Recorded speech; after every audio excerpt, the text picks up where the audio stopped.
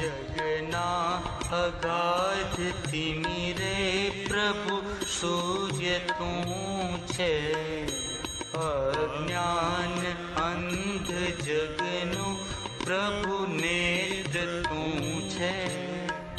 भवसागरे पतितनु प्रभु नाव तू छे।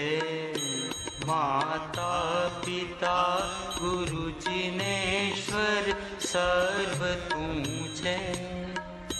तीर्थंकरो जगतना जयवंत वर्तो। ओंकार नाद जिननो जयवंत वर्तो। जिनना समो शरण सौ जयवंत वर्तो। ने तीर्थ चार जगमा जयवंत वर्तो।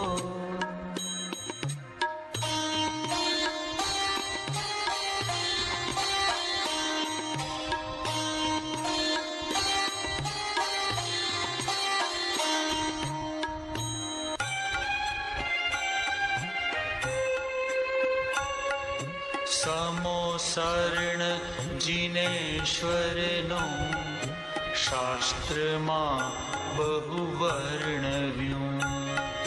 परंतु ए महार्णवनो बिंदु मात्र तहीं કહ્યું। વિના જોયે ન સમજાયે समो शरण जिनेशनु। भरते भाग्य न आकाळे महाभाग्य विदेहिनु।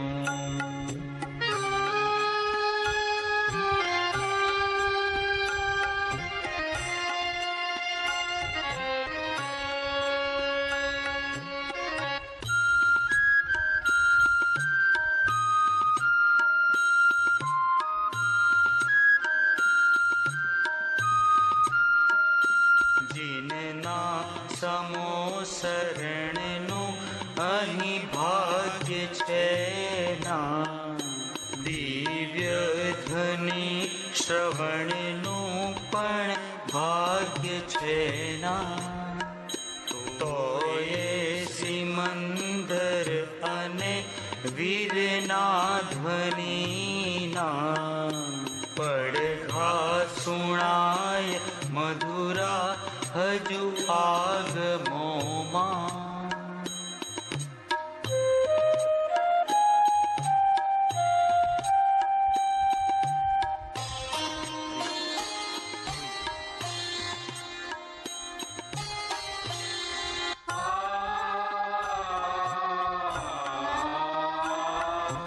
विक्रमशक प्रारंभे घटना एक बनी महा। विदेही ध्वनि नारण का जेथी आ भरते मळ्या।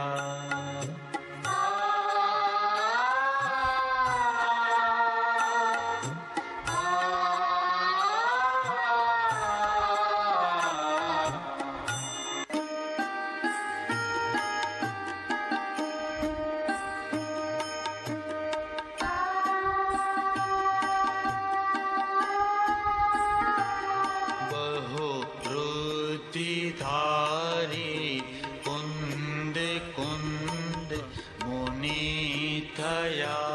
हे काळमा जे श्रुत ज्ञान प्रवीण ने अध्यात्मरत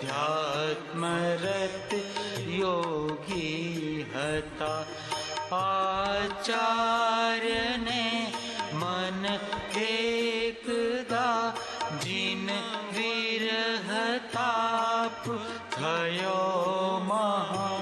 रे रे सिमंदर जीनना विरहा पड़ा आ परतमा। रे रे સિમંદર જીને ના વિરહા પડ્યા પરતમાં. દિવસ, વર્ષ, મહિના, માસ, ભવ જેટલું પણ અત્યારે વીત્યું છે એ બધું જવા દો, પણ એક સેકન્ડ પણ કુંદ કુંદ ભગવાનનો આ કહેલું વાક્ય શ્રીમંદર ભગવાનનો વિરહ કોને લાગ્યો છે?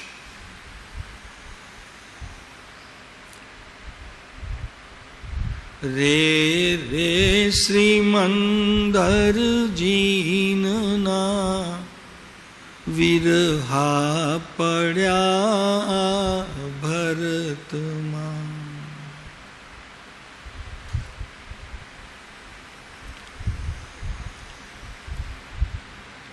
બહુ જ પૂર્વનો કોઈક એવો સંસ્કારિક જીવ હોય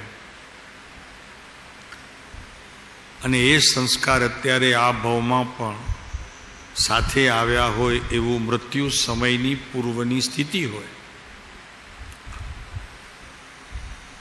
અને શ્રીમંદર ભગવાનનો વિરહ એને જણાય, એમાં તો આશ્ચર્ય નથી. પણ શ્રીમંદર ભગવાનના મુખેથી આવેલી વાણી, એનાથી આચાર્ય કુંદ કુંદ ભગવાને રચેલા પંચ પરમાગમ, એના પ્રત્યેનો એક અંશ પણ પ્રેમ, અંશ પણ ભક્તિ અને અંશ પણ એમનો વિરહ જે જીવને લાગે એ 15 ભવની અંદર ગમે ત્યારે કોઈક ભવમાં મોક્ષને વરે. પણ જેને જોઈએ છે તેની વાત છે. જેને મોક્ષની ઈચ્છા નથી, હજી ઉત્પન્ન જ નથી થઈ, મારે મુક્તિ જોઈએ છે, એવા પ્રકારની વાતને હજી એણે પોતાના જ્ઞાન દ્વારા સિંચન પણ કર્યું નથી. એવું પાણી પણ પાયું નથી. એ શેના ઉપરથી જણાય? તો કે એને જે જીવન જીવવાની અત્યારે કળ છે એમાં એવી કોઈ કળ દેખાતી નથી કે એનાથી એને મોક્ષની કળા કંઈક ભીતરમાં પ્રગટી હોય.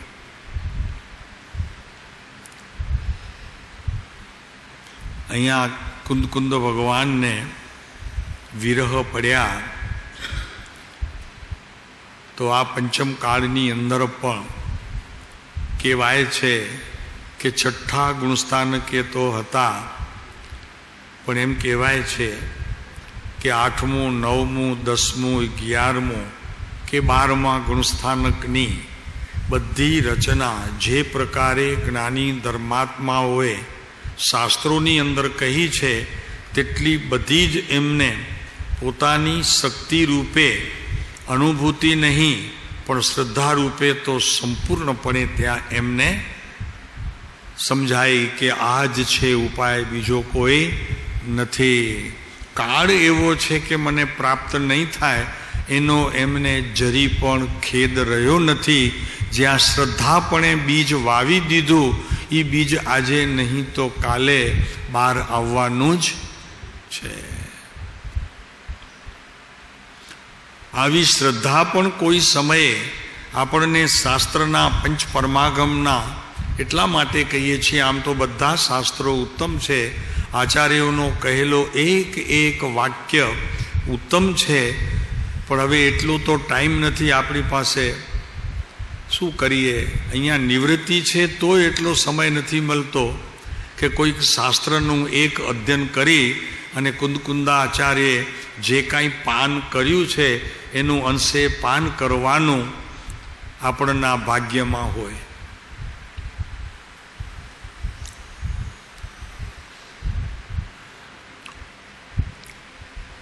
જો કે ઘટના દુઃખદ નથી, સમય દુઃખદ છે. ઘટના સાથે કાંઈ સંબંધ નથી. ઘટના તો કેટલાય સમયો ભેગા થાય ત્યારે ઘટે છે, એટલે એનો કંઈ અટકાવ નથી. પણ એક સમય પણ આપણા જીવનની અંદર એનો મહિમા માત્ર આવે. અહો અહો શ્રી સદગુરુ કરુણા સિંધુ અપાર, એમ જ્યારે પરમ કૃપાળુ દેવની આ સ્તુતિ ઊભા રહીને કરીએ છીએ ત્યારે 2 વખત અહો અહો શ્રી સદગુરુ, આ પામર પર પ્રભુ કર્યો અહો અહો બોલીએ છીએ. ઉપકાર કર્યો છે, પણ ઉપકારની વાત પોતાના જીવનમાં કયો ઉપકાર એમણે કર્યો છે એનું કેટલાને ખ્યાલ છે?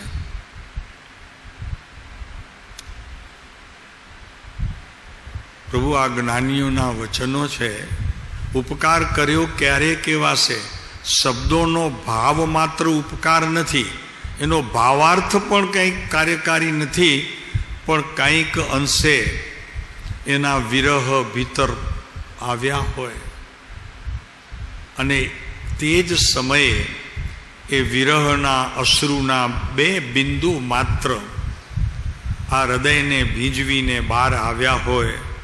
પ્રભુ એ ઘડી જીવનની ધન્ય હોય છે કે જે ઘડીએ પુત્રનો વિયોગ લાગે, કુટુંબનો વિયોગ લાગે, પત્નીનો વિરહ લાગે, પણ ક્યારેય એવી ક્ષણ આવે કે મને આવા ઉત્તમ પ્રકારે પંચમ કાળની અંદર ચોથા કાળની વાત લઈને મારા જીવનને જેણે ધન્ય બનાવ્યું, પ્રભુ આ ન મળ્યા હોત તો બસ એના માટે 1-2 અશ્રુ હૃદયની ભીનાશથી જે દિવસે આવશે તે દિવસે આ આત્મા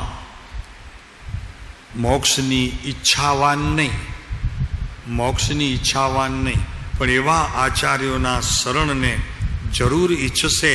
એને આગળ જતાં 2, 3, 4, 5મા ભવમાં એને એવો યોગ્ય પણ મળશે, એવો યોગ પણ મળશે, ત્યારે તેનું કામ સરળ થઈ જશે. પણ એની તલપ અહીંયા કરવી પડશે, એની તલપ અહીંયા કરવી પડશે.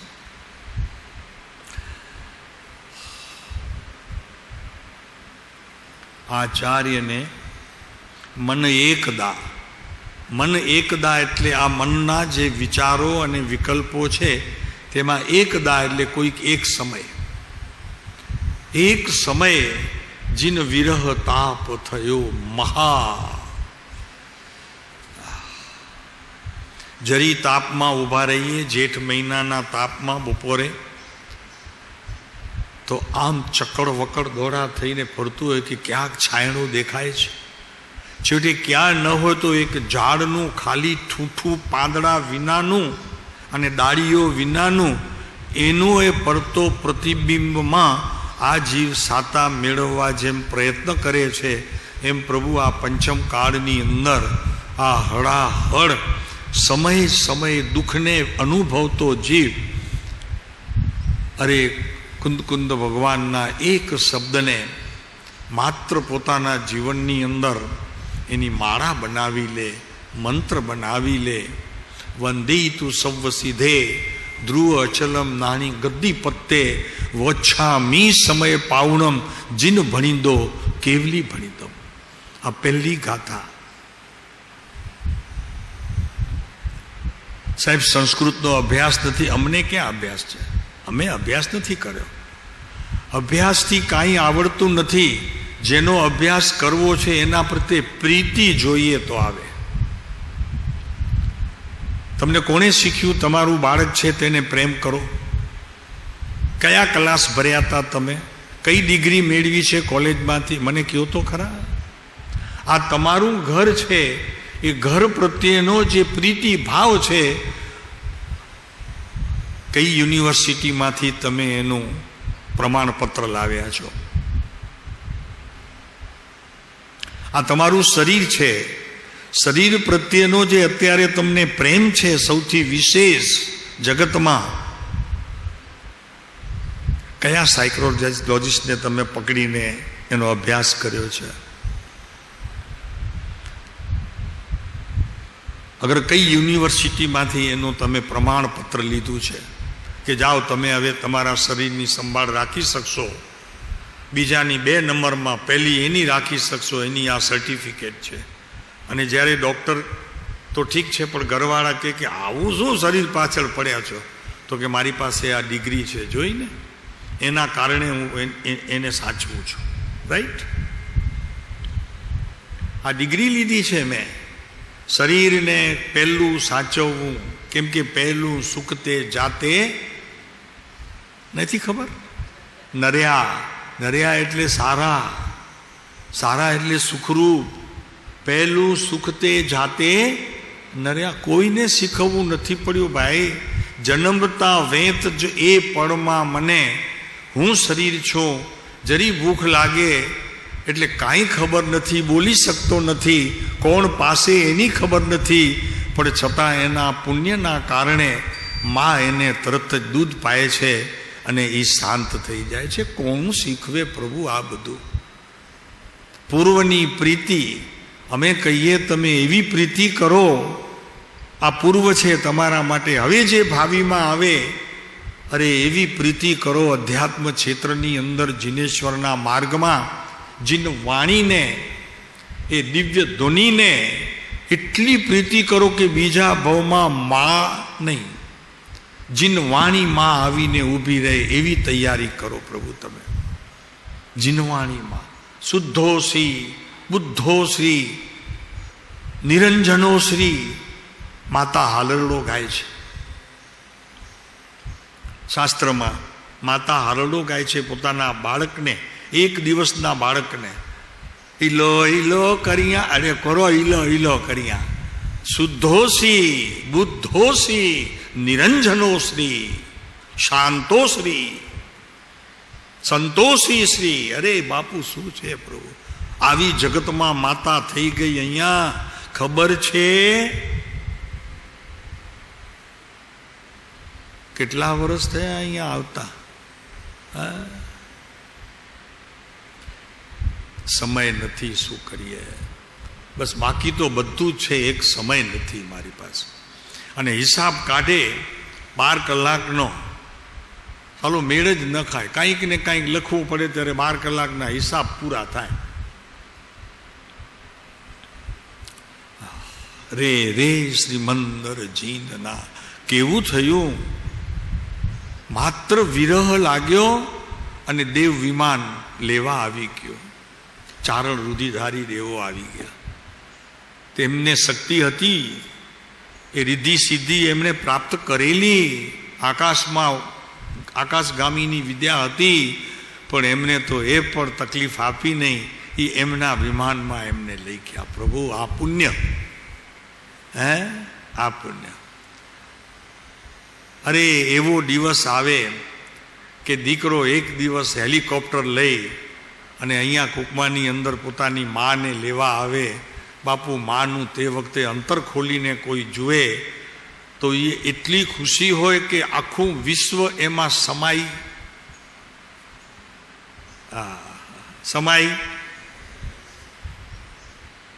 બાપુ એવું આ આનંદ છે તે સમય કે જે દિવસે દેવો તમને મહાવિદ્ય ક્ષેત્રની અંદર લઈ જવા માટે, કે યમરાજ તમને પ્રેમથી સ્વર્ગના દરવાજા ખોલીને ત્યાં સુખ શાંતિથી બિરાજે. પ્રભુ આ બધું શક્ય છે હો. મોક્ષ શક્ય નથી અત્યારે તો એની ચિંતા નથી આપણને, પણ આ બધું થઈ શકે છે. હવે કે નહીં ક્યારેક દીકરો આમ બહુ પૈસા કમાવી લેતો હોય, અહીંયા ઊભું રાખે, અહીંયા 4 દિવસ પહેલાં ફોન કરી દે કે જરાક ચોખ્ખું કરજો, બાકી વાંધો નથી, હું આવી જઈશ. અને અહીંયાથી તમને લઈ જાય જનેતાને. બાપુ એ જનેતાને દુનિયામાં કોઈ જગ્યા સમાવી શકે એટલું અંદર પોતાના બાળક માટે હોય. હા, શું છે પ્રભુ?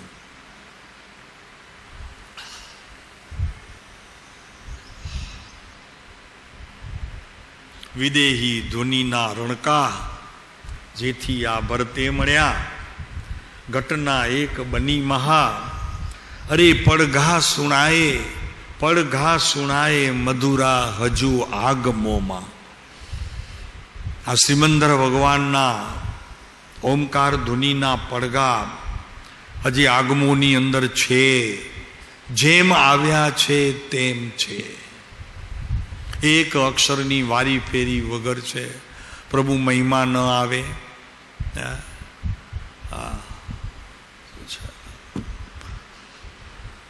આ ઘટના ઘટી છે ને, એના પાછળ એક મોટું કારણ છે કે થોડાક જીવોની હજી એવી દશા છે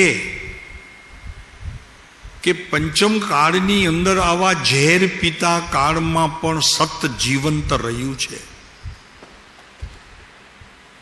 સત જીવંત રહ્યું છે. અરે સત શું જીવંત રહ્યું છે? પ્રભુ જૈન દર્શન જીવંત રહ્યું છે. નહીતર ક્યાં છે અત્યારે? દેખાય છે બહાર? ક્યાં જૈન દર્શન દેખાતું નથી. પ્રભુ અહીંયા હજી જીવંત છે. અને જીવંત છે કોના માટે? આપ અહીંયા બેઠા છો એમના માટે.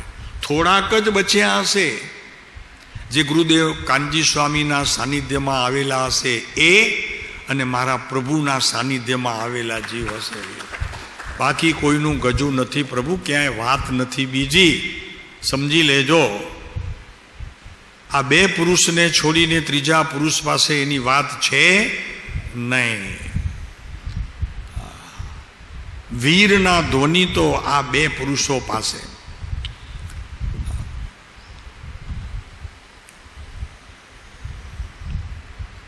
જગના અગાધ તિમિરે પ્રભુ સૂર્ય તું છે.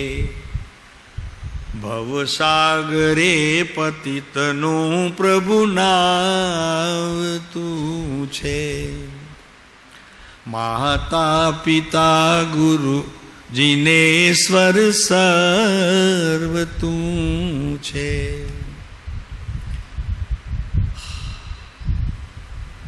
જગના અગાધ તિમિરે પ્રભુ સૂર્ય તું છે.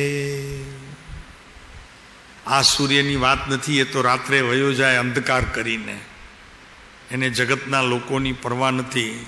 પણ આ સૂર્ય એવો છે, અરિહંત પરમાત્મા વિતરાગ તીર્થંકર અને આ આગમ એ એવા સૂર્ય છે કે કદી અંધકાર આ પૃથ્વી પર પ્રસરશે નહીં. પણ એક વાત છે, એ અંધકાર નથી એવી દ્રષ્ટિ સાધ્ય કરવાનું કામ તમારું છે. નહીંતર દેખાશે.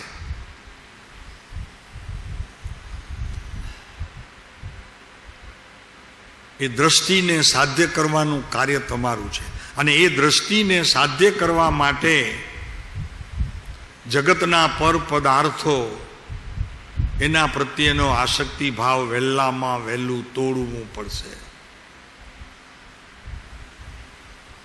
એ જ્યાં સુધી નહીં તૂટે ત્યાં સુધી સ્વશક્તિ પોતાની જરી પણ આંખ ઊંચી કરીને તમને જોશે નહીં. એ શાંત ઘોર નિંદ્રાની અંદર પડી છે. તમે પાડી છે, એ પડી નથી.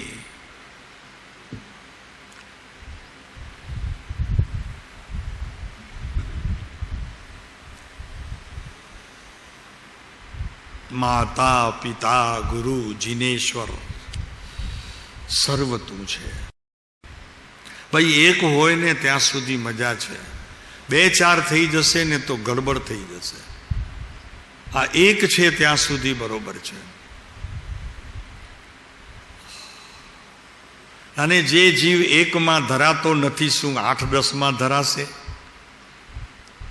એમ તો આપણે કહેવત છે વડવાઓની, એકમાં ધરાતો નથી તો શું 8-10માં ધરાવવાનો છે? નહીં પ્રભુ, વાત ખોટી છે. એકમાં ધરાય. અને ધરાવવું એ કંઈ પર પદાર્થ પ્રત્યે કંઈ ઓલું પ્રમાણ છે કે પોતાની પાસે એનું પ્રમાણ છે? ધરાશે કોનાથી? પર પદાર્થથી કે પર પદાર્થને છોડીને સ્વ પદાર્થની જાગૃતિના અંકુરો ફૂટે એનાથી ધરાશે. દૂધપાકથી ધરાય છે, શ્રીખંડથી ધરાય છે. બોલો બોલો બોલો, તમે બોલો, તમે બોલો, આપ કયો, કંઈક કયો, એમાં કયો. તમે પૂરણપૂણી ખાઓ છો એનાથી ધરાવો છો. બુધિયો લાડો ઘીથી ચકમક હોય, એકદમ આમ મીઠાશ પણ ભરપૂર હોય અને ઘીથી ચકમક હોય, એનાથી તમને સ્વાદ આવે છે ને તમે ધરાવો છો, કે પ્રભુ એના પ્રત્યેના રાગના કારણે ધરાવો છો? રાગ છે એ વસ્તુ પ્રત્યેનો રાગ છે, માટે તમે શું વસ્તુ બનાવી, ક્યાંથી લઈ આવ્યા? અરે ભાઈ, ક્યાંથી નથી લઈ આવ્યો. તમને જેટલું રાગ વેદાય છે ને એને એમ ન પૂછો ક્યાંથી લઈ આવ્યા. તો શું પૂછશો? કાલે લાવજે, પરમ દિવસે પણ લાવજે. અરે યાર, લાવતો રહેજે ને. મારા રાગનું સંપૂર્ણ સ્થાન તો અહીંયા છે. આ ક્યાંથી લઈ આવ્યા? આ સ્તુતિ ક્યાંથી લઈ આવ્યા આપ? સમોરણ સ્તુતિ તો કે એક દિવસ ઘાટકોપરના જિંદ મંદિરમાં એ ગવાતી હતી ને અમે એ બુક્સ ઉપાડી લીધી. મેં કીધું આ તો આ સુવર્ણ છે આપણા માટે, રત્નોના થાર છે. કુકમા એને બરોબર આસનથી ઉઠાવશે, ઉપર ઉઠાવશે, કેટલો ઉપર ઉઠાવશે કે જ્યાં શ્રીમંદર ભગવાન છે તેટલો ઉપર ઉઠાવશે. અને આ સ્તુતિની આપણે સ્તુતિ અવારનવાર કરતા રહીએ છીએ થોડા થોડા સમય પછી. આનો અધિકારી કુકમાં સાધના કેન્દ્ર બનશે એવા ભાવ થયા. મેં કીધું અમને આ બુક જોઈએ છે. પછી ત્યાંથી થોડી મળી, પછી આપણે સોનગઢથી મંગાવી. અરે એક વખત રોજ ઘરે પણ પઠન પાઠન કરજો ને પ્રભુ, હું વાંધો છે?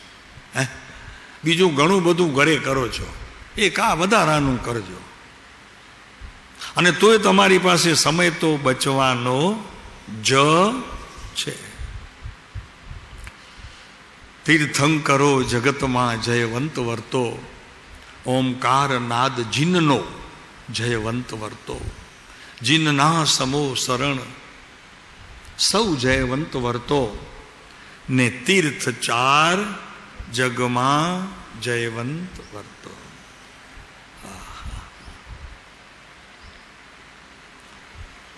कौन सा तीर्थ है चार?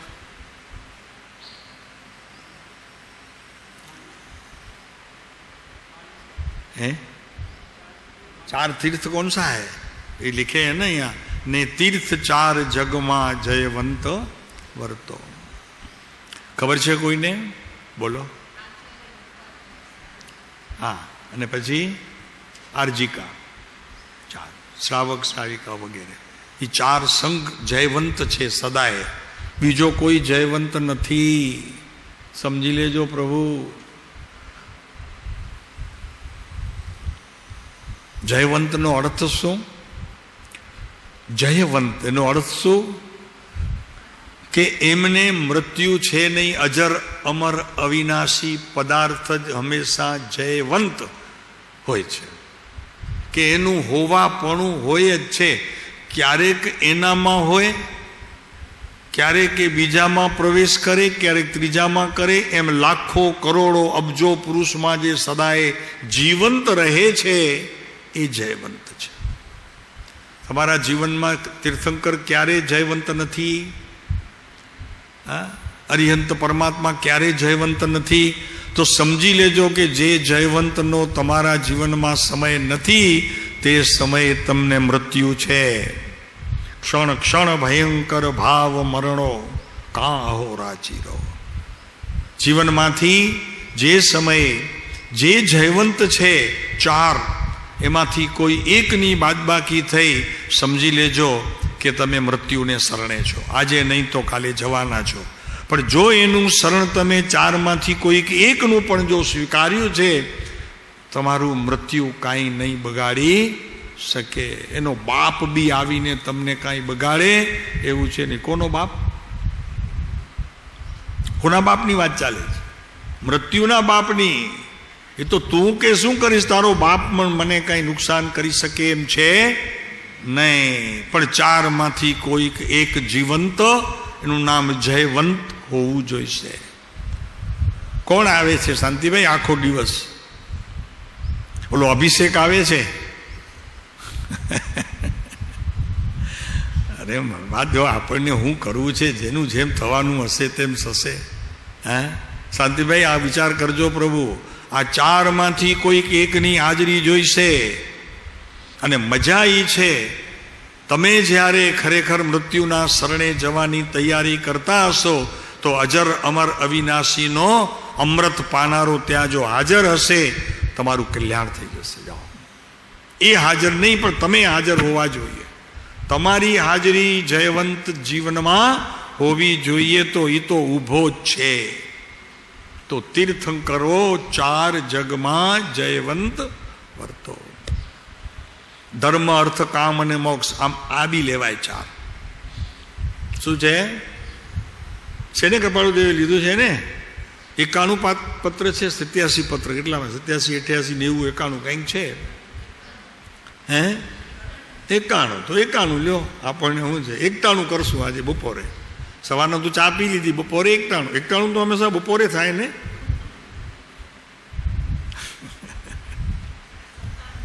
સત્તાણું તો આમાં 97 તો આવ્યું, તો 91 ને 97. અમે બપોરે આજે 91 કરશું. સવારના ચા પી લીધી છે, નાસ્તો કરી લીધો છે.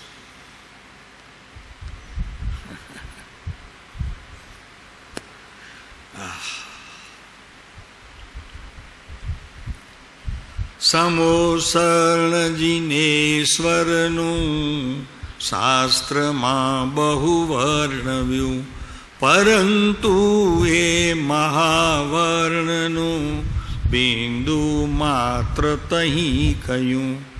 વિના જો એ ન સમજાય, સમોસર્ણ જીનેશનું ભરત ભાગ્ય આ કાળે મહાભાગ્ય વિદેહનું. પ્રભુ બહુ સારું છે. જો સમોસરણ હોત તો રાગના કારણે હું ત્યાં વિશેષ રહત, દોડત તમારી પાસે, અને મારું કામ નહીં થાત. રાગના કારણે હું તમારી પાસે દોડતો તમારા દર્શન કરવા આવત અને દુકાને વયો જાત. તો સારી વાત છે, અત્યારે આ કાળમાં નથી. મને રાગને કાઢવા માટેનો વખત તો ઘણો મળે છે. હવે જો તમારું સમોસણ હોત ને તો હું તમારી પાસે બેઠો રહેત. હવે સારું છે કે આપનું સમોસણ અહીંયા નથી, તો જે સમય મને અત્યારે મળે છે એ મારા જીવનમાંથી રાગની પ્રત્યેક અવસ્થાને ટાળવા માટે હું પુરુષાર્થમાં લગાવીશ. નહીં, આ વાત ન ગમી, સારી ન લાગી? અરે ભગવાન, સારું થયું ભગવાન કે આ કાળમાં સમોસણ નથી. અને જો રાગને લઈને તમારી પાસે આવ્યો હોત તો રાગ સાથે રાગ મળત તો 24 થાત. મારે 24માંથી ઓછા કરવા છે. એમ કહે ને કે લગી 24 લગી પાંજી કોરો ચોંક કાચી મેં ચોઈ. ભગવાન સારું છે, આ કાળમાં આપ નથી અને આપનું સમોસણ નથી. કેમ કે મારી હજી એટલી અધૂરાશ છે કે અત્યારે આ સ્થિતિએ જો તમારી પાસે આવું તો વિશેષ રાગમાં પડું. તો હવે મને સમય મળે છે એકાંતમાં બેસવાનો, અને આ રાગને ટાળવાના ઉપાયોમાં જ્ઞાની ધર્માત્માઓ સદગુરુનો સંગ લઈ અને હું એને ટાળવા પુરુષાર્થ કરીશ, પ્રયત્ન કરીશ. સાચી વાત? સમય મળ્યો, નહીતર તો રાગથી ત્યાં ખેંચાઈ જાત સમોસણમાં. સારું થયું પ્રભુ.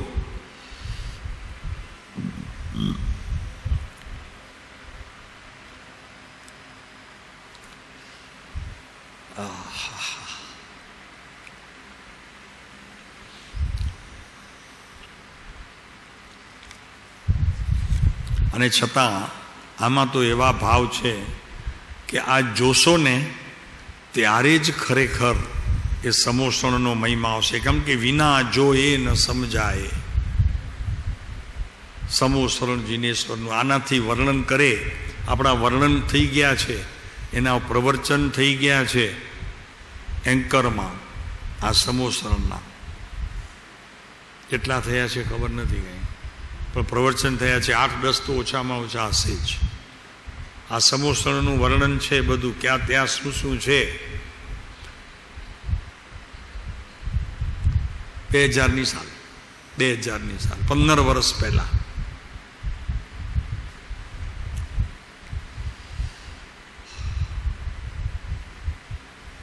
વિના જોએ સમજાય સમોસરણ જીનેશનું.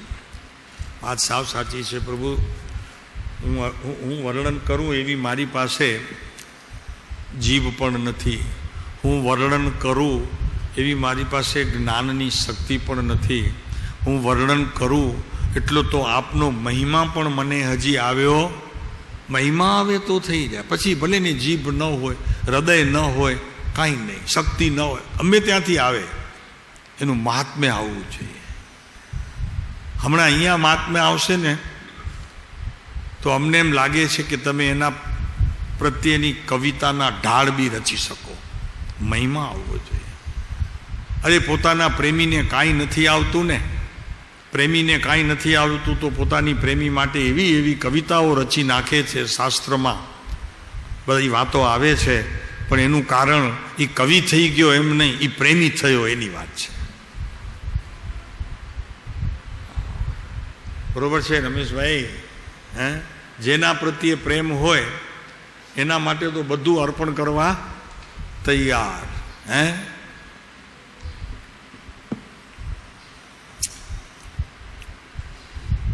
ચાલો, આપણો વિષય રાહ જુએ છે. 254 નંબરનો પત્ર, 549-211. હાલો.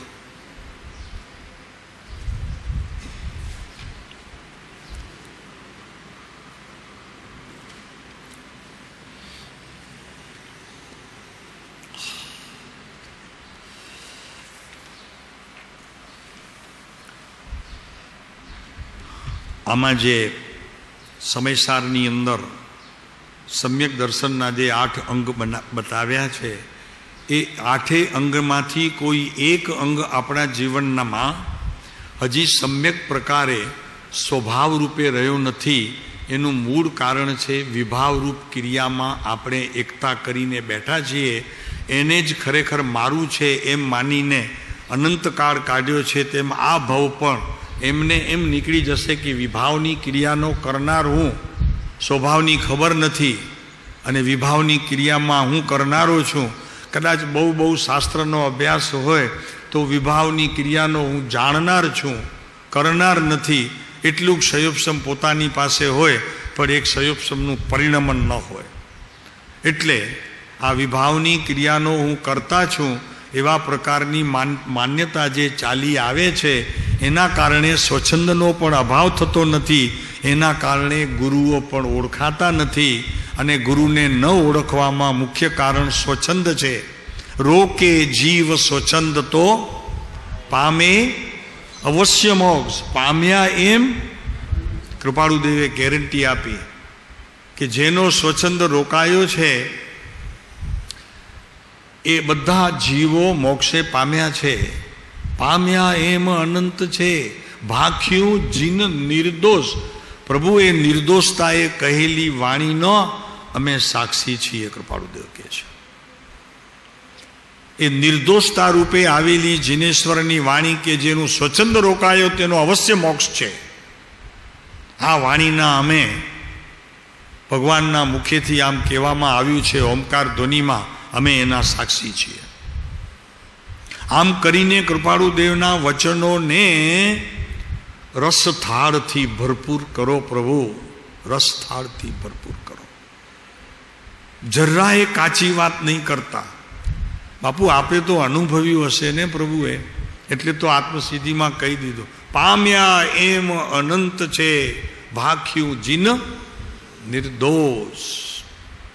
પ્રભુ અમને હજી એ શ્રવણ હજી એ શ્રવણના ભણકારા અમને કાનમાં હજી વાગ્યા કરે છે. કોને? હા, બસ ચાલો. તો આ 5 અને 8 પ્રકારના સમ્યક દર્શનના અંગ, 8 પ્રકારના 254 નંબરના પત્રના અંગ ખ્યાલ છે ને બધાને? કોણ કહેશે આંગળી ઊંચી કરીને? કોણ કહેશે 8 અંગ? આમાં 254માં 8 અંગ છે. હા બોલો. હે? નિશંકતા, નિર્ભયતા, ને નિસંગતા,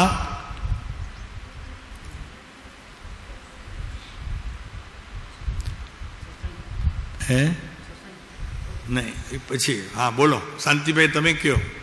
જોઈને નહીં કહેતા, મરી ગયા. જોઈને નહીં કહેવાનું. ચાલો બીજો કોણ કહે છે? હા બોલો.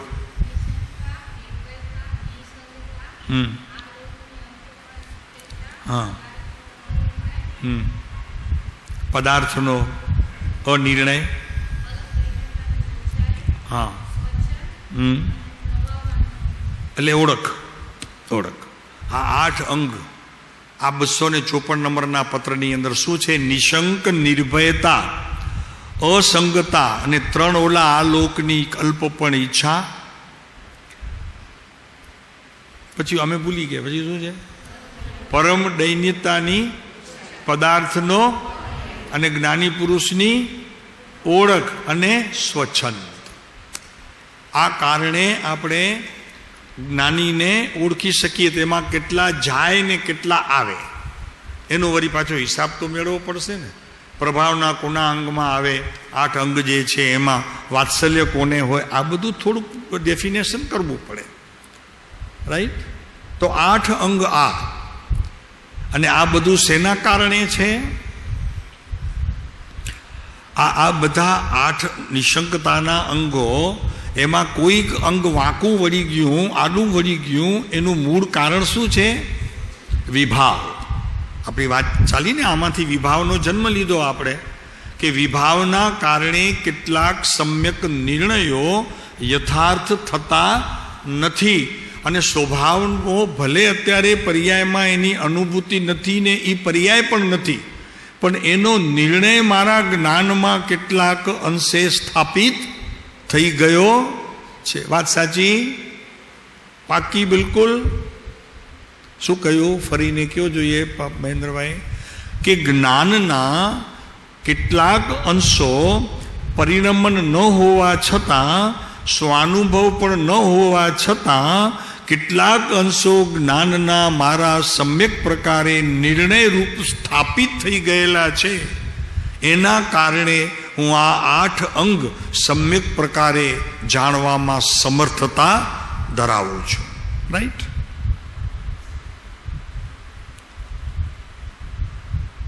પ્રભુ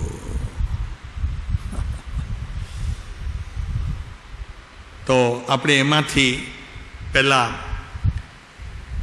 વિભાવ લીધો. એ વિભાવ એટલા માટે લીધો આપણે કે જીવને મુખ્ય તો 2 ક્રિયા હોય છે. એક સ્વભાવની, અને જ્યારે સ્વભાવ નથી ત્યારે વિભાવની. વિભાવની કહેતા કે પ્રત્યેક સમયે ઉઠતો એક નવો પ્રકાર, એને ભાવ કહેવામાં આવે. વિભાવ પછી આપણે પર્યાય અપેક્ષાએ લીધું, પણ આમ ભાવ આવ્યા જ કરે છે. ભાવ ચાલુ જ રહે છે, ચાલુ જ રહે છે. ક્યારેક સારા, ક્યારેક નરસા, શુભાશુભ પરિણતિ આપણી ચાલુ જ રહે છે. તો એ વિભાવને પણ સમજવું, એટલા માટે આપણે વિભાવ લીધો કે એને પણ સમજવું જોઈશે. એ પણ જ્યાં સુધી નહીં સમજાય ત્યાં સુધી સ્વભાવને સમજવું કઠણ છે. સ્વભાવ ત્યારે સમજાશે કે જે અત્યારે પરિણમન છે એ આપણા હાથમાં મુખ્ય હથિયાર છે. જેનું પરિણમન અત્યારે આપણને વિભાવ રૂપે, વિકાર રૂપે છે, એ હથિયારને લઈને આત્મદ્રવ્યની અંદર સમજણરૂપી હથિયારનો આપણે ઉપયોગ કરી શકીશું. કેમ કે આત્માનો તો અનુભવ નથી, સ્વાનુભવનો તો અનુભવ નથી, પણ જેનો અનુભવ છે એને સાધન બનાવીને આપણે સ્વભાવ તરફ પ્રયાણ કરીએ એટલા માટે જ્ઞાનીઓએ પણ એને એટલા જ માર્ગ આપ્યા છે એ નિયમસારની અંદર 48, 49 અને 50 ગાથાની અંદર બહુ વિસ્તારપૂર્વક કહ્યું છે. તો મારે જરા એ તમને સમજાવવું છે. અઘરું ભલે લાગે, ત્યારે તો ભણ્યા નથી, સ્કૂલમાં તો ભણ્યા નહીં, કોલેજમાં તો ગયા નહીં, હવે તો ભણો. અને ભણાવનારો ઢબુનો ઢ મળ્યો છે એ ક્યાંય ગયો નથી. કોલેજમાં, સ્કૂલમાં કાંઈ પણ ક્યાં કરે ક્યાં नहीं था उसी समय. तो पीछे पढ़ाई शुरू हुई तो विषय ही बदल गया, वो कॉलेज का नहीं रहा, तीर्थंकर परमात्मा का रहा.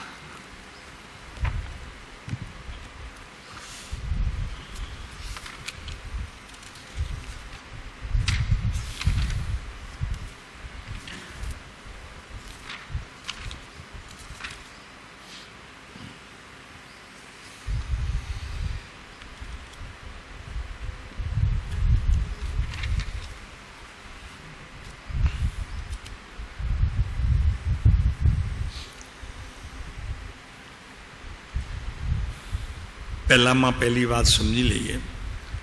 શુદ્ધનું પરિણમન અને અશુદ્ધનું પરિણમન અને એ સંબંધીના વિકલ્પો મિથ્યા દ્રષ્ટિને હંમેશા હોય છે. કોને હોય છે? મિથ્યા દ્રષ્ટિને હંમેશા કાં શુદ્ધનું પરિણમન કાં અશુદ્ધનું પરિણમન અને એમાંથી જન્મતા વિકલ્પો. તમે વિચાર બી સારા લેવા માંડશો ને તો એક ધારા નહીં આવે, વળી પછીમાં વચમાં ને વચમાં ક્યાં ને ક્યાં કુડાકૂડ થઈ જતી રહેશે. બરોબર છે મહેન્દ્ર? એકાગ્રતા નથી થતી. સમજાય છે? એકાગ્રતા ન થવામાં મૂળ કારણ મિથ્યાત્વ છે. મિથ્યાત્વનો અભાવ થશે તે જ દિવસથી આત્માની પ્રગતિના ખરેખર પગરણ મંડાશે. ત્યાં સુધી નહીં મંડાય. લાખ કરોડ તમે ઉપાય કરો, પહેલા ગુણસ્થાનકથી હટ્યા વગર આગળ વધાશે નહીં. કૃપાળુદેવના વચનો છે વ્યાખ્યાન સારમાં 91 કે 92 નંબરનો પત્ર છે કાંઈ. ઠીક છે, પછી જોઈશું આપણે. શું કહ્યું? સમજાણું? શું સમજાણું? તો કે જ્યાં સુધી મિથ્યાત્વ નામ કેટલીક ખોટી માન્યતાઓ, એનું અનુકરણ અને અનુકરણ કરતાં પણ કરવું, કરાવવું ને અનુમોદવું એ સાથે રાખ્યું છે. આપણે જ્યાં કરતા નથી, કરાવતા નથી, ત્યાં અનુમોદનામાં પ્રવેશ કરી દઈએ છીએ. અને જ્યાં આમ તો જવું નહોતું, પણ હવે કુટુંબ બધું આવ્યું તો મારે માતાજી પાસે જવું પડ્યું. સમજાય છે? જ્યાં હજી માતાજી બેઠા છે ત્યાં આપણા પરમપિતા નહીં આવે, કારણ કે એમણે છૂટા છેડા લઈ લીધા છે. કોણે? આપણા પિતાએ. કયા પિતા? અહીંયા બેઠા. સિમંદર ભગવાનના પત્નીને નથી બેસાડ્યા. અન્ય ધર્મીઓ રામની સાથે સીતાને બેસાડે છે, કૃષ્ણની સાથે રાધાને બેસાડે છે, હનુમાનની સાથે કોઈ બીજાને બેસાડે છે. આવી બધી ચીજો દેવગુરુ શાસ્ત્રના સત્ય શ્રદ્ધાવાન જીવો સિવાય બહાર ક્યાંય પણ હજી છે નહીં. આ વાત જ્યાં સુધી આપણા જીવનની દ્રઢતાપણે બેસશે નહીં ત્યાં સુધી અહીંયા કહે છે કે આવા શુદ્ધ અને અશુદ્ધના વિકલ્પો, શુદ્ધ ને અશુદ્ધ ભાવના પરિણમન અને એના કારણે નવા નવા વિકલ્પોનો જન્મ, એ મિથ્યા દ્રષ્ટિને હંમેશા રહેવાનું છે. એટલે જે મિથ્યા દ્રષ્ટિ હોય એ ચાહે કેટલી બી ધ્યાનની શિબિરો ભરે, પરિણામ 0.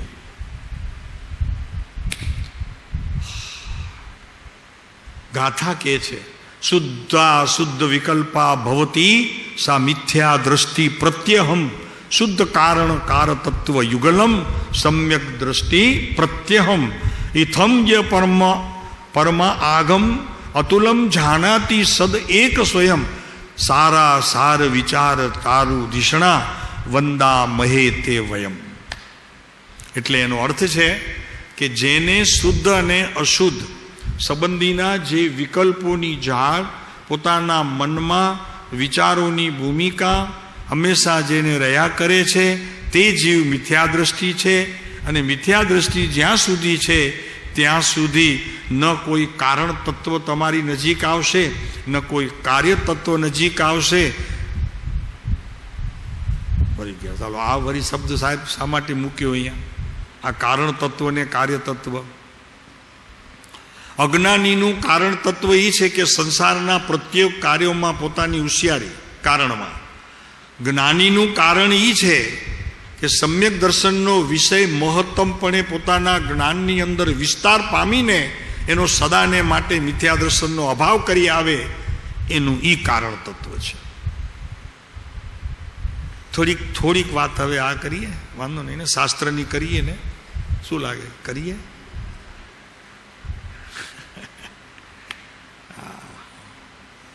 જેટલું હળવું બનશે એટલું બનાવી દઈશું. ઘણી વખત એવું હોય કે એવી કઠણ વસ્તુ બની હોય પણ હોય ટેસ્ટદાર, તો એ કે વરી બેનો તો કે જરા પાણી નાખીને થોડીક રાબ જેવું બનાવી આપું. બનાવો, હવે દાંત નથી તો ચાલશે. બીજું તો કે ઓલામાં ખાવામાં મજા આવે એટલી આમાં નહીં આવે. તો કે વાત બધી સાચી પણ દાંત નથી ને, શું કરીએ? એમ આપણા દાંત નથી એટલે શાસ્ત્રનો મૂળ ઢાંચો નહીં પકડાય. સમજાય છે? કારણ કે ખોલીને જોયો જ નથી ને ક્યારે. અહીંયા આવ્યા પછી પણ પોતાની મેળે તો ખોલવાનો ભાવ જ નથી થતો. પ્રભુ વહેલી મોડે આ કરવાનું છે, આ નહીં થાય તો નથી સમજાતું. અત્યારે જેમ કહો છો ત્યારે નથી થતું એ વાત ઊભી રહેશે. અત્યારે એમ કહો છો કે નથી સમજાતું અને પછી એમ થશે કે નથી થતું, જવા દો ને હવે આપણને આ નથી થતું તો એકના બદલામાં 2 ઉપવાસ છઠ કરી લેશો. કદાચ એવું લાગશે તો અઠમ કરી લે, કંઈ વાંધો નહીં. એ કરવું કરવું કરવું કરવું કરવું બંધ નહીં થાય. અને કરવુંની જગ્યાએ જાણવું જાણવું જાણવું જાણવું જે દિવસે તમારા અંતરની અંદર વિશ્રામ પામશે ને, સમજી લેજો તમને યુનિવર્સિટીમાં ડીન બનાવવામાં આવશે. ડીન, યુનિવર્સિટીના ડીન. પણ પ્રયત્ન કરવો પડશે મારા બાપ, પ્રયત્ન કરવો પડશે. શાસ્ત્ર ખોલવા પડશે. પોતાની બુદ્ધિ જેટલી પણ વપરાશરૂપ થાય એ બધી ખર્ચવી પડશે. સાચવવાની હવે શું જરૂર છે? મને કહો, આ ઉંમરે તમને કંઈ જરૂર છે? તમારી બુદ્ધિ કોના માટે સાચવવી છે? દીકરા માટે કે દીકરાના દીકરા માટે કે પુત્રવધુ માટે કે કુટુંબ માટે? કોના માટે? બોલ મહેન્દ્ર, કોના માટે સાચવવી છે? બધી ખર્ચી નાખો ને આમાં. અને હવે કેટલાના તો બાપે રહ્યા નથી, નહીંતર એમ થાય કે થોડીક બાપ માટે વધારીએ. હવે તો બાપે રહ્યા નથી. આમાંના કેટલા બેઠા છે, એના કેટલાના બાપ છે? આપણે એમ કહે ને કે બાપ માટે થોડીક તો સંગ્રહીએ કે નહીં? કારણ કે વાતમાં બાપાને બહુ કોશીએ છીએ તો જ બાપા એ કરવે ને, તો એના માટે થોડુંક તો સંભાળીને નાખીએ ને. એ પણ નહીં, છે જ નહીં. હવે જેટલી છે એટલી બધી ખર્ચી જ નાખો. હું કામ શાંતિભાઈ લોભ કરો છો? તમને કહું, બદામથી કાંઈ નહીં થાય. બદામ ખાવાથી, પિસ્તા ખાવાથી, કેસર ખાવાથી, ચારવલી ખાવાથી કાંઈ નહીં થાય. હા, બ્રાહ્મી વાપરવાથી પણ બુદ્ધિ નહીં વધે. હા, બ્રાહ્મી આવે છે ને ભાઈ. બ્રાહ્મી છોકરાઓને પરીક્ષા હોય ત્યારે મા એની બ્રાહ્મી ખવડાવે. મરી ગઈ પહેલાં સાચી બ્રાહ્મી તો તે આપી નથી ને, હવે શું એ દવાઓ ખવડાવીને એને આગળ વધારે છે. તો કે એ નહીં સમજાણ્યું મને.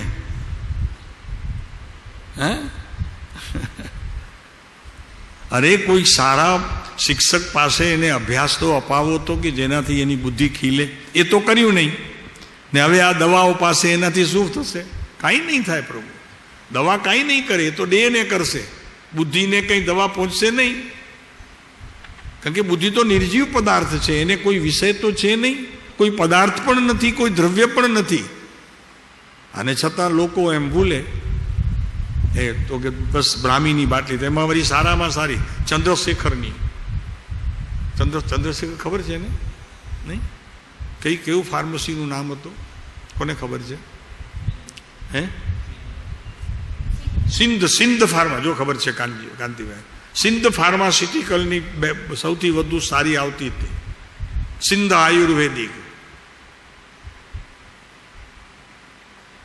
રવિભાઈ ખબર છે ને તમને સિંધ આયુર્વેદિક ની? હમણાં એની દીકરી લેખ લખે છે, ચંદ્રિકા મલ્લિકા, સોરી, આ બધી ખબર છે.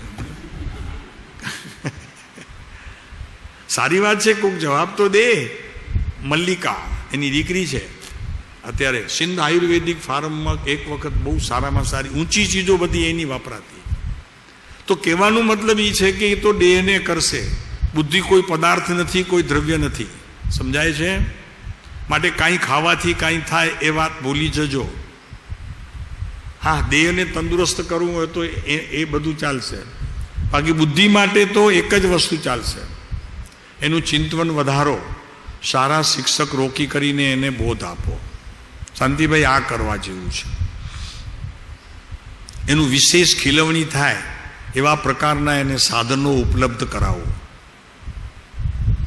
ચાલો આપણી વાત ફરી આડા પાટે વહી ગઈ. તો અહીંયા કહે છે કે શુદ્ધ અશુદ્ધની જે કંઈ વિકલ્પ એને લીધે ઉત્પન્ન થાય છે એ મિથ્યા દ્રષ્ટિને હંમેશા હોય છે, હંમેશા હોય છે. એ જીવ જોઈએ તો 15 શિબિરો ધ્યાનની ભરી આવે કે 150 ભરે કે હજી એનાથી 15,000 ભરી આવે, એને કાંઈ ફાયદો થવાનો નથી. શેનું કારણ શું? કે જ્યાં સુધી આ મિથ્યાત્વરૂપી ચોર અંદરમાં પડ્યો છે ત્યાં સુધી એ બધું ધન તમારું લૂંટી લેશે. કેટલાક તમારા નિર્ણયો યથાર્થ કરેલા તમને લાગતા હશે, તમારા ગુરુ પણ આપતા હશે, પણ ખરેખર જ્યાં સુધી એ ગુરુ મિથ્યાત્વ સંબંધીનો યથાર્થ બોધ આપતા નથી, એને કાઢવા માટે તમારી સાથે પ્રયત્ન કરીને સહકાર આપતા નથી, ત્યાં સુધી એ ધ્યાનની શિબિરો કેટલી બી કરવામાં આવે એનું કાંઈ પ્રમાણ રહેતું નથી. તો અહીંયા કહે છે કે શુદ્ધાશુદ્ધ વિકલ્પા ભવતી સા મિથ્યા દ્રષ્ટિ પ્રત્યયમ. આમ દેખાશે તમને કે એને કાંઈ ફાયદો થશે નહીં. અને સમ્યક દ્રષ્ટિ જીવ એની સામે મૂક્યો તો કે શુદ્ધ કારણ કાર તત્વ યુગલમ સમ્યક દ્રષ્ટિ પ્રત્યહમ. હવે એની સામે મૂકી દીધું કે સમ્યક દ્રષ્ટિ તો હંમેશા એવી માન્યતામાં હોય છે, જો એને બીજું કાંઈ નથી કર્યું, પોતાની માન્યતા એવી રીતે શુદ્ધ રાખી છે કે કારણ તત્વ અને કાર્ય તત્વ બંને શુદ્ધ છે. અને જે કાંઈ બગડે છે કારણ કાર્ય તત્વ એ મિથ્યા દ્રષ્ટિને કારણે બગડે છે, વાસ્તવિકમાં એનો જે ગુણ છે એ તો શુદ્ધ છે.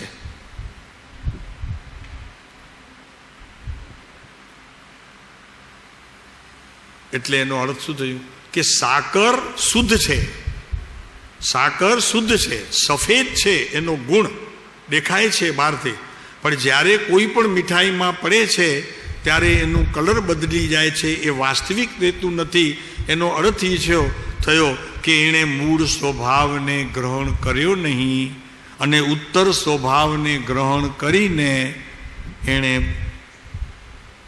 પોતાનું બગાડ્યું. એમ આપણે પણ સારા એ જીવન દરમિયાન વિચારોની ભૂમિકા કેવા પ્રકારની આપણને આવે છે ને ક્યાં એનું રોકાણ થાય છે.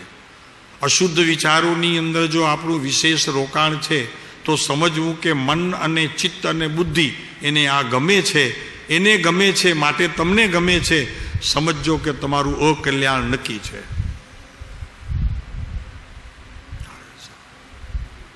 પ્રભુ, આ વિતરાગ માર્ગ છે, આ અરિહંત પરમાત્માનો માર્ગ છે. બાપુ, એમની પાસે આ જ બોધ આવશે, તમને બીજો બોધ નહીં મળે. તમારું કારણ પણ બગડશે અને કાર્ય પણ બગડશે. કાર્ય ક્યારે બગડે કે જ્યારે કારણ બગડે ત્યારે કાર્ય બગડે.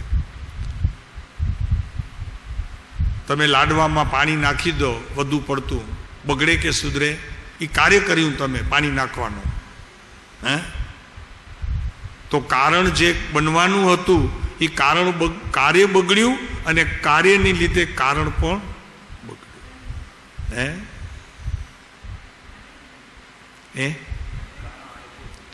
હા, એટલે કાર્ય તમે બગાડ્યું, એમાં પાણી નાખી દીધું, તો જે કંઈ કારણ હતું થવાનું એ કારણ નથી. અગર કાર્ય ન થયું તો આમ બી લઈ શકાય, બંને બાજુ લ્યો, કારણ કે એમાં તો બંને લીધા છે, કારણ પણ અને કાર્ય પણ. બંને શુદ્ધ છે. સમ્યક દ્રષ્ટિને તે હંમેશા માન્યતાના કારણે શુદ્ધ છે. આપણી માન્યતાઓ કેટલીક હજી પણ એવી ચાલી આવે છે કે જે માન્યતાની અંદર મિથ્યાત્વનું પોષણ થાય છે. આ રીતે, એવી રીતે ઇથમ તો પરમ આગમ અતુલમ, એટલે એવી રીતે પરમાગમના અતુલ અર્થને, આગમના અતુલ, એની તુલના કોઈ જોડે થઈ શકે નહીં.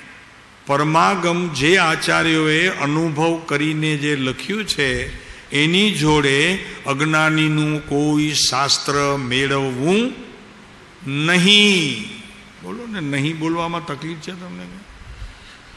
અજ્ઞાનીના કોઈ શાસ્ત્ર એની જોડે મેળવવા, એ શાસ્ત્ર એમ કહેતું હોય કે આટલા ઉપવાસ કરો તો તમારા કર્મની નિર્જરા થાય, એમ જ્યાં વાક્ય આવે તો ભીતર જ્ઞાને તેનો નિષેધ કરવાનું શરૂ કરી દેવું જોઈએ. અને એને જરી પણ કોઈ પણ પ્રકારના બીજા કારણ કાર્ય આપ્યા વિના પોતાનો નિર્ણય તે આ યથાર્થ છે એમ સમજીને પ્રવર્તન કરવું જોઈએ નહીં, નહીતર બંને બગડશે. આપણે કહે ને બાવાના બે બગડે. હા, હવે આવી સ્થિતિમાં આપણે અત્યારે તો એવી સ્થિતિ છે આપણી, નથી ઘરના નથી આશ્રમના, ઘાટના નહીં. એવું છે અત્યારે એવી સ્થિતિ છે કે ઘરનાએ નથી રહ્યા અને આશ્રમનાએ નથી રહ્યા. વાત સાચી છે, નથી ઘરે રહી શકતા. જ્યાં ઘરે હોઈએ ત્યાં આશ્રમમાં જવાની તૈયારી હોય ને ત્યાં અહીંયાના વિચાર આવે, અહીંયા હોઈએ ત્યાં ઘરના વિચાર આવે. શું છે રવિભાઈ, વાત સાચી છે ને? ઘરના ને ઘાટના છીએ અને છતાં પણ કંઈક કર્યાનો આપણે આનંદ લઈએ છીએ, જે સદંતર ખોટું છે. તમે આટલા જણા બેઠા છો ને, અમે રહી જાય, અમે મુંબઈ નહીં જઈએ. તમારે ખાતરી આપવી પડશે અમને કે 50 જણા તો અહીંયા તૈયારી કરાવો તમે. અમે નહીં કહીએ કોઈને, પણ 50 જણા જો અહીંયા કાયમ રહી જતા હોય તો આ આશ્રમ છોડીને અમે જઈએ નહીં. તો એકના તો થઈએ આશ્રમના, કમસે કમ. આ તો સાલા નથી ઘરના ને નથી આશ્રમના. અહીંયા હોઈએ ત્યારે મુંબઈ યાદ આવે મહેન્દ્ર, અને મુંબઈ આવીએ ત્યારે વળી આશ્રમ યાદ આવે. તું કે ઘણા દિવસ થયા ગયા નથી, હવે જરાક જઈ આવીએ, મહિનો દિવસ ત્યાં રહેશું, પાછા મહિનો દિવસ અહીંયા આવો. એકના તો થઈને રહ્યો કોકના. એટલે અમે કહીએ છીએ કે મિથ્યા દ્રષ્ટિના તો રહો તો ખબર તો પડે કે એ કેટલું નુકસાન કરે છે. પછી 1 વર્ષ આપણે સમ્યક દ્રષ્ટિના રહીએ તો ખબર પડે કે કેટલો ફાયદો થયો. કારણ કે હિસાબ તો નીકળે. ચાલો, આમાં તો હિસાબે નથી નીકળતું. સાચી વાત છે, બિલકુલ સાચી છે. તો પ્રભુ કંઈક કરો. આ તો મૂંઝારો છે, આમને આમ ચાલ્યા કરે છે થોડે દિન. અને ખરેખર એવું છે, કેટલાક જણો તો આમાં બેઠા છે ને અમારા જેવા, એને કાંઈ મુંબઈમાં કામે નથી, ઉલટાના પરેશાન કરે. ત્યાં જઈને છોરાને ને ઓલી એની પુત્રવધૂને ને બધાને હેરાન કરે. તો કે વરી અહીંયા આવી ગયા. હા, એના કરતાં આઝાદી તો હતી. ચાલો, કાંઈ હતું, કાંઈ ચિંતા. ટકોર ન કરો ને એ આઝાદી, તમે ટકોર કરો એ આઝાદીમાં વિક્ષેપ પડે. તમે સમજો કે ન સમજો? તમે જરાક કંઈ કહેશો ને, આ બેઠા જો એ ત્યાં જઈને જરાક કહેશે ને એને, ધર્મી આમ નહીં આમ કર, એને એમ લાગશે કે આ નકામી અહીંયા આવી ડોહી, અત્યારે એનું શું કામ છે ત્યાં બેઠી હોત તો. હા, નથી લાગતું બરોબર કોઈને કહેવાનું. એના કરતાં આપણે આપણા બુદ્ધિના સ્તર ઉપર જે કાંઈ બહાર આવતું હોય એની જોડે જ મિત્રતા કરીને સંધિ કરવાનો પ્રયત્ન કરો ને મારા ભાઈ. હે, તમારી જોડે રહ્યો ને. નથી ગમતું કોઈને, અરે તો આ તો પુત્રવધૂની વાત, દીકરીઓને નથી ગમતું, પૂછો આમને. હા, રસોડામાં જાય ને દીકરી તો એની પાછળ તરત દોડ કરે, તો કે એકનું બીજું કરશે. તો ઓલી છોકરીઓ તો વાત જ કરીને બેઠી હોય બે, તો કે રેવા દે દીપ્તિ, આ નહીં ચલાવે બેન, અરે આ મમ્મી નહીં ચલાવે, રેવા દે, આ બાઈને નહીં પસંદ આવશે. ત્યાં તો એ ઊભા હોય આમ આવીને, તો કે એ કોરક્યા આમ આવી જતી એટલી વાત ને રાણી મરે હાસીને સાલો.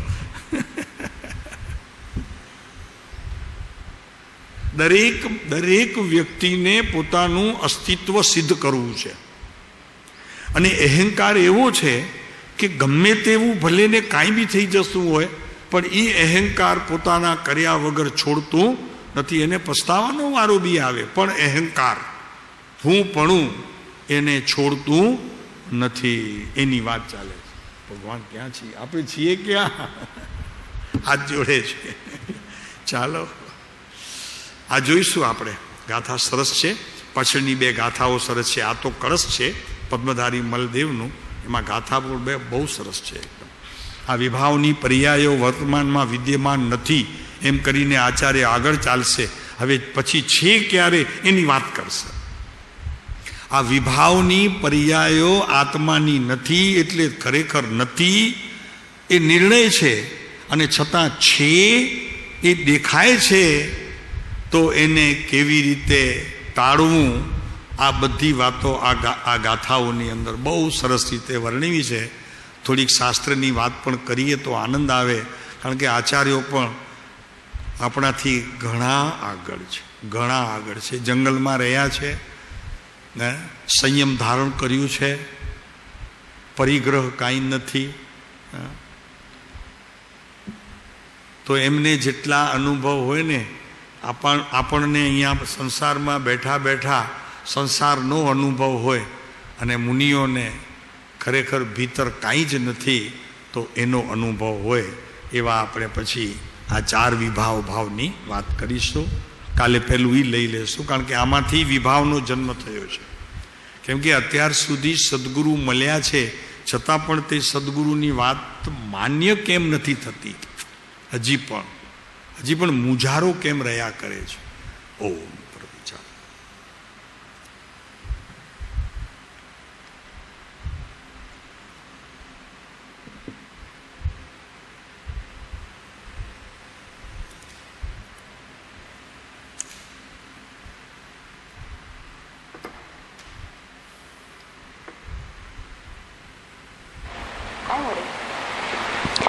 हो